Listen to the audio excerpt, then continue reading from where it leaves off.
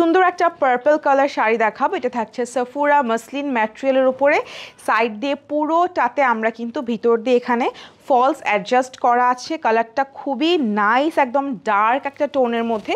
যে আপুরা dark colour পছন্দ করেন তাদের জন্য কিন্তু আমি বলবো পারফেক্ট একটা শাড়ি। এটার ফুল আঁচল আর হচ্ছে আমাদের বডিতে এরকম হেভি ওয়ার্ক পাচ্ছি। জাস্ট লুক অ্যাট দিস, কালারটা অ্যান্ড ডিজাইনটা জাস্ট বিউটিফুল। অ্যান্ড পুরো আঁচলটা কুচিটা জুড়েই কিন্তু আমরা এই সেম ওয়ার্ক পাচ্ছি যেটা আমাদের বডিতে অ্যান্ড আমাদের আঁচলে ছিল। সো কুচির নিচের পোর্শনটাতে আমরা সেম ডিজাইনটা পাচ্ছি। ম্যাটেরিয়াল থাকছে একদম সাফুরা মসলিনের ওপর, একদম পিওর মসলিন টাইপের একটা ওয়ার্ক, খুবই সুন্দর ডিজাইনটা।